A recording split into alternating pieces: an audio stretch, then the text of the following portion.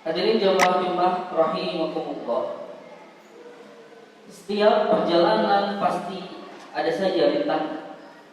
Demikian pula perjalanan bagaimana seorang hamba mendekatkan diri kepada Allah Subhanahu wa taala. Karena itu seorang hamba atau yang menempuh jalan dari Allah Subhanahu wa taala hendaklah mengetahui apa saja rintangan yang menghalangi perjalanannya. Sebab sebagaimana diketahui bahwa Allah Subhanahu wa taala itu dekat dengan hambanya seperti yang diungkapkan dalam Al-Qur'an, Quran surat Al-Baqarah ayat 186. A'udzu billahi minasyaitonir rajim. Bismillahirrahmanirrahim. Wa idza sa'alaka ibadi anni fa inni qarib ujibu da'wata idza da'ani falyastajibu li wal yu'minu bi la'allahum yarshudun. Dan apabila hamba-hambaku bertanya kepadamu Muhammad tentang aku, maka sesungguhnya aku dekat. Aku kabulkan permohonan orang yang berdoa apabila dia berdoa kepadaku.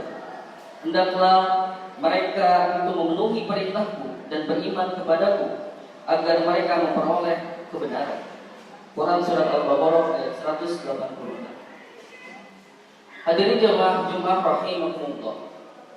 Dalam kaitan ini, Imam Al-Ghazali menyebutkan ada 4 rintangan atau penghalang besar yang mengganggu kedekatan kita dengan Allah Subhanahu wa taala. Yang pertama adalah dunia dan perhiasannya. Tidak banyak disadari bahwa salah satu sambungan besar dalam perjalanan kita mendekatkan diri kepada Allah Subhanahu wa taala adalah dunia dan perhiasannya. Makanya kita harus berusaha meluruskan niat dan menyingkirkan godaan dunia dari hati kita. Ini artinya seorang penempuh jalan Allah Subhanahu wa taala atau siapapun yang ia ingin dekat kepada Allah, bukan tidak boleh dia mencari dunia, bukan tidak boleh dia memiliki dunia, bukan tidak boleh dia mencintai dunia, tetapi ia tidak boleh menjadikan dunia sebagai tujuannya. Tidak boleh membiarkan hatinya mengikuti keinginan duniawinya, dan tidak boleh yang membiarkan hatinya dikendalikan oleh dunia. Hadirin jamaah Jumat yang dirahmati Allah Subhanahu wa taala. Silakan saja mencintai dunia, tetapi jangan sampai melupakan jalan Allah Subhanahu wa taala. Pasalnya, mencintai dunia sudah menjadi fitrah manusia, sebagaimana yang telah diselipkan oleh Allah Subhanahu wa taala dalam hati mereka.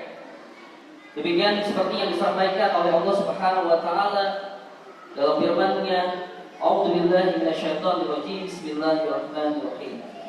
Zuyyina lin-nasi hubbu syahawati minan nisa'i wal banina wal qanatiri wal mumtari minadh dhahabi wal fiddati wal khaylil musawwamati wal an'ami wal khars dzalika mata'ul hayatid dunya wallahu indahu husnul ma'ab. Dijadikan indah bagi manusia kecintaan pada aneka kesenangan yang berupa perempuan, anak-anak, harta benda yang bertimbun tak terhingga, berupa emas, perak, kuda pilihan, binatang ternak dan sawah ladang. Itulah kesenangan hidup di dunia, dan di sisi Allah lah tempat kembali yang baik. Quran surat Al-Imran ayat 14. Hadirin jemaah Jumat yang dirahmati Allah Subhanahu wa taala. Dalam istilah Imam Al-Ghazali, beliau menyampaikan, kita harus zuhud dan tadarruj terhadap dunia. Zuhud dan tadarruj itu memiliki 2 tujuan. Yang pertama, agar kita istiqomah dalam beribadah, dan yang kedua, mencapai ketinggian nilai ibadah itu sendiri. Tingginya kualitas ibadah orang yang zuhud tentu ditunjukkan oleh Rasulullah SAW dalam salah satu hadisnya. 2 rakaat orang alim dan zuhud hatinya lebih baik dan lebih dicintai oleh Allah Subhanahu wa taala daripada ibadah orang-orang yang tidak zuhud hingga akhir masa selama-lamanya. Hadirin jemaah Jumat rahimahullah. Penghalang yang kedua, yakni adalah kedekatan kita, yang menghalangi kedekatan kita dengan Allah Subhanahu wa taala adalah makhluk. Yang dimaksud dengan makhluk di sini secara spesifik adalah ciptaan-ciptaan Allah yang bernyawa dan berada di sekeliling kita, baik itu manusia, hewan, maupun tumbuhan. Lebih spesifik lagi, manusia di sekitar kita adalah anak kita, istri kita, keluarga, tetangga, teman, kolega, atasan, bawahan, termasuk hewan atau tanaman kesayangan kita. Disebutkan oleh Imam Al-Ghazali, sesungguhnya makhluk setelah menyibukkan kita selanjutnya akan menghalangi kita dari ibadah. Bahkan ada kalanya menjerumuskan pada keburukan. Allah Subhanahu wa taala mengingatkan dalam Al-Qur'an kepada kita. A'udzu billahi minasyaitonir rajim. Bismillahirrahmanirrahim. Ya ayyuhalladzina amanu inna min azwajikum wa auladikum aduwwan lakum fahdharuhum wa in ta'fu wa tasfahu wa ta'rifu fa innallaha ghafurur rahim. Wahai orang-orang beriman, sesungguhnya di antara istri-istrimu dan anak-anakmu ada yang menjadi musuh bagimu, maka berhati-hatilah kamu terhadap mereka. Quran surat Al-Taghabun ayat 14. Apa maksud ayat tersebut? Bukan berarti seseorang tidak boleh bergaul dengan makhluk. Tidak, tetapi jangan sampai tergantung pada pengaruh buruk dari lingkungan makhluk tersebut. Justru alih-alih kemudian harusnya dipengaruhi, justru harusnya seseorang yang mendekatkan diri kepada Allah Subhanahu wa taala harusnya membawa mereka kepada jalan Allah Subhanahu wa taala. Ingatlah, pengaruh orang yang ada di sekitar kita itu sangatlah besar. Makanya harus lebih banyak bergaul dengan para sholihin, dengan guru-guru, dengan para alim ulama dan orang-orang yang berpengalaman yang memiliki ilmu kepada Allah Subhanahu wa taala. Maka dengan lingkungan itulah yang kemudian akan membimbing kita menjauh dari pengaruh-pengaruh buruk di lingkungan sekitar kita. Hadirin jamaah Jumat rahimakumullah. Sekiranya bergaul dengan seseorang yang berpengaruh buruk bagi kita, maka lebih baik kita memilih beruzlah, menghindari, menjauhi hal-hal yang buruk sehingga kita tidak terbawa pada keburukan. Namun demikian, bukan berarti kemudian kita memutus silaturahmi, berhenti menebar kebaikan kepada sesama, tidak. Justru kita menjaga diri kita agar terhindar dari keburukan dan senantiasa kita mengajak kepada orang-orang di sekitar kita untuk beramal ma'ruf nahi munkar, mengajak kepada kebaikan dan mencegah dari yang munkar. Tentu ilmu bagaimana kemudian kita bisa mengajak kepada orang-orang pada kebaikan dan mencegah mereka dari kemungkaran butuh pada pemahaman, butuh pada ilmu agama. Maka bekali diri kita dengan ilmu agama. Hadirin jamaah Jumat yang dirahmati Allah Subhanahu wa taala. Penghalang yang ketiga yakni disampaikan oleh Imam Al-Ghazali, penghalang kedekatan kita dengan Allah Subhanahu wa taala adalah syaitan. Selaku hamba yang ingin dekat kepada Allah, kita jangan pernah memberi kesempatan kepada setan untuk menggoda kita. Kita jangan beri kesempatan untuk kemudian setan bisa masuk pada celah-celah yang ada pada diri kita. Justru kita harus tetap memusuhi bagaimana kemudian setan itu sendiri. Pasalnya, Allah Subhanahu wa taala sendiri menyatakan bahwa setan itu musuh yang nyata bagi manusia dan senantiasa menyesatkan. Kendati tampak menuntun kepada kebaikan, tapi akhirnya tetap menjerumuskan. Sebagaimana kisah sahabat Abdurrahman bin Auf yang pernah saya sampaikan. Bagaimana kemudian setan menuntun pada kebaikan, melenceng pada niat yang baik kepada Allah Subhanahu wa taala. Akhirnya diingatkan oleh Rasulullah SAW, amal yang baik harus diingatkan dengan niat yang baik. Hadirin jemaah rahimati Allah Subhanahu wa taala. Al-Qur'an telah mengingatkan Bukankah aku telah berpesan kepadamu dengan sungguh-sungguh, wahai anak cucu Adam, bahwa janganlah kamu menyembah setan. Sesungguhnya setan itu musuh yang nyata bagi kamu. Dalam Quran surat Yasin ayat 60.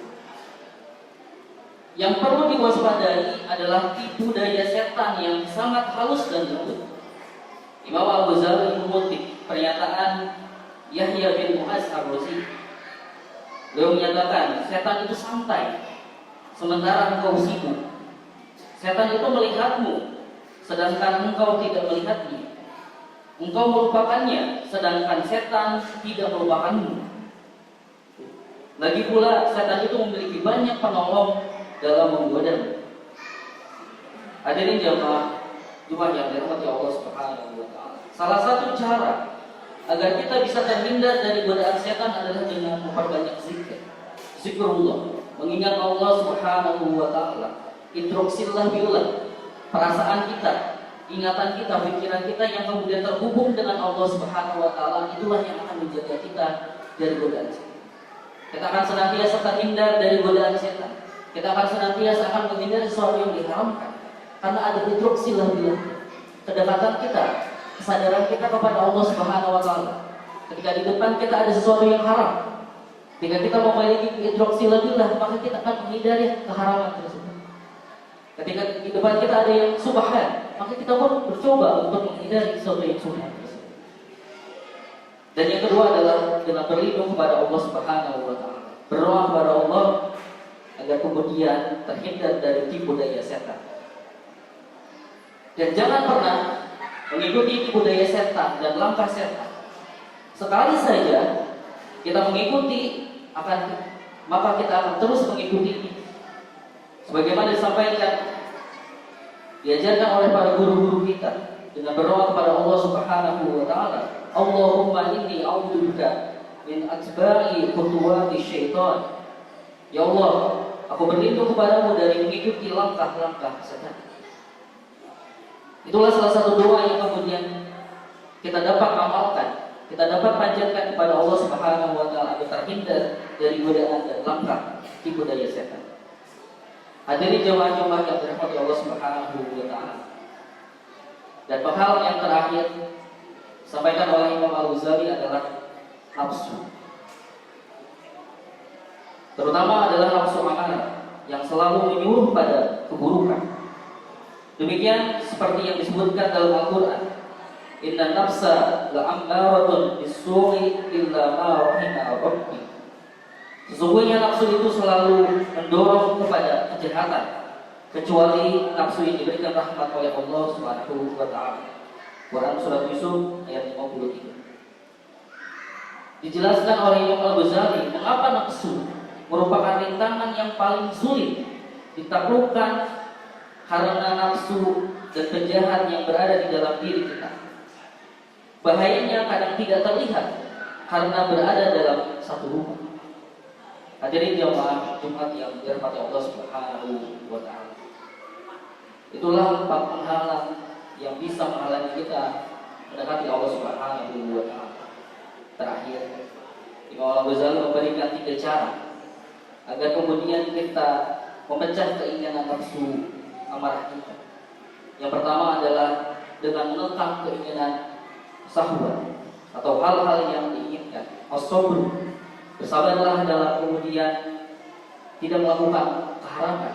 Bersabarlah dalam menghindari keharaman-keharaman dari Allah Subhanahu wa taala. Bersabar untuk tidak melakukan sesuatu yang dilarang oleh Allah Subhanahu wa taala. Sekalipun itu terlihat indah atau sekalipun sesuatu itu terlihat menggiurkan, terlihat nikmat dan lain sebagainya, maka bersabarlah dalam menghindari keharaman dari Allah Subhanahu wa taala. Dan yang kedua, yakni dengan menahan beratnya beban ibadah. Yang kedua yaitu bersabar. Bagaimana kemudian kita beribadah kepada Allah Subhanahu wa taala. Sekalipun sulit melangkahkan kaki kita untuk ke masjid, sekalipun sulit untuk kemudian sholat berjamaah, sekalipun sulit untuk bangun tahajud dan lain sebagainya, maka bersabarlah dalam melaksanakan ibadah kepada Allah Subhanahu wa taala. Baik ibadah yang makhluk maupun ibadah yang boleh mahdur. Bagaimana kemudian agar kita melaksanakan ketaatan kepada Allah Subhanahu wa taala. Sanalah jalan sabar sehingga kemudian kita bisa mengalahkan hawa nafsu kita. Dan yang terakhir, selalu memohon pertolongan kepada Allah Subhanahu wa taala. Bagaimana kemudian agar Allah menguatkan, memberikan keistiqomahan, memberikan kemudahan kepada kita untuk senantiasa ada dalam jalan ketakwaan kepada Allah Subhanahu wa taala, terhindar dari keburukan dan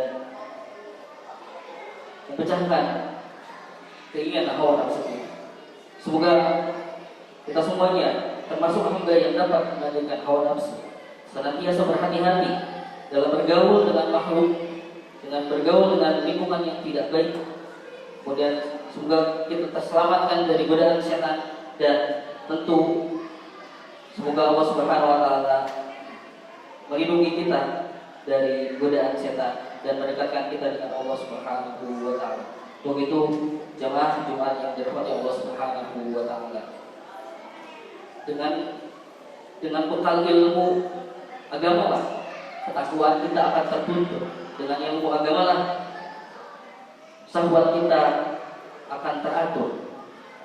Untuk itu senantiasa aktif kemudian mengajak para jemaah sekalian, khusus untuk pribadi dan umumnya untuk jemaah sekalian, untuk senantiasa thalabul ilmi dimanapun antum berada. Jangan sampai kemudian kita meninggalkan majelis-majelis ilmu, jangan sampai kita meninggalkan guru-guru yang mengajarkan kebaikan kepada kita, jangan sampai kita meninggalkan orang-orang soleh, jangan sampai kita meninggalkan tetangga-tetangga baik kita, karena mereka lah yang akan melindungi kita, karena mereka lah yang akan menuntut kita, menjaga kita dari keburukan-keburukan yang ada. Barakallahu